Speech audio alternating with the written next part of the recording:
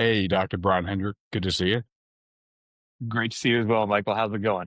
Good, good. So you created the stability of self inventory, which we're going to talk about. But before you do, can you share us a little about your background? Absolutely. Thanks so much for this opportunity. Um, by and large, I'm a executive and leadership coach. I'm an adjunct professor with the leadership department at University of Cumberland's, and I've spent the last 23 years in the Army as a chaplain, working with high performing teams in the special operations community in some of our research based roles, and just had a wonderful time being able to help people meet their and empower them to make their biggest mark on this world. That is awesome. And you actually did your dissertation on these kind of things. What drew me to your work recently was kind of spiritual resilience, because resilience is kind of the broad category of area of topic that's interesting.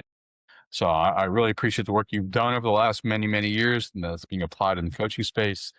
And can you tell us a little about the stability of self inventory, why you created it, and what it's useful for?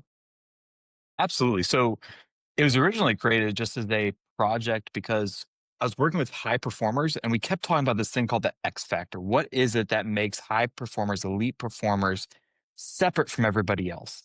And that kind of got us going down a rabbit hole of, well, what is this?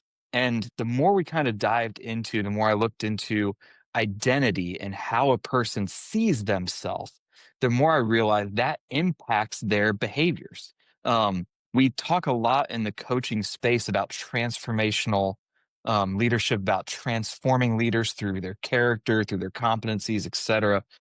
But we don't really have tools to assess character, or it's not character. We don't have tools to really assess their identity as they see themselves. Everything we have is really focused on the byproducts. So things like self-efficacy, things like emotional intelligence, Myers-Briggs, et cetera. These are all other elements of identity that come after the fact.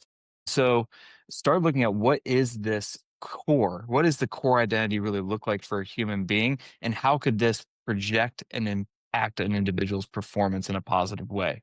And that's how the S2I was really born.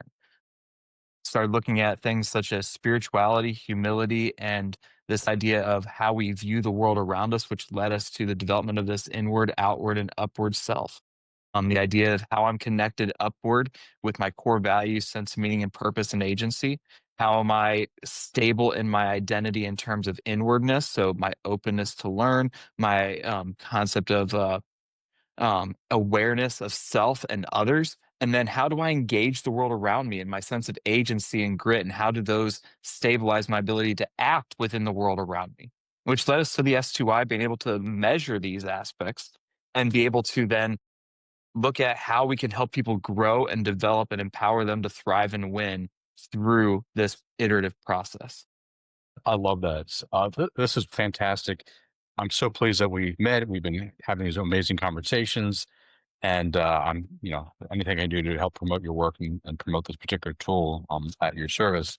So I appreciate this time and opportunity to hear more about it, and for the listening audience to take advantage of this amazing tool that you've created. Thanks, Brian. No, thanks so much, Mike. I appreciate it. Yeah.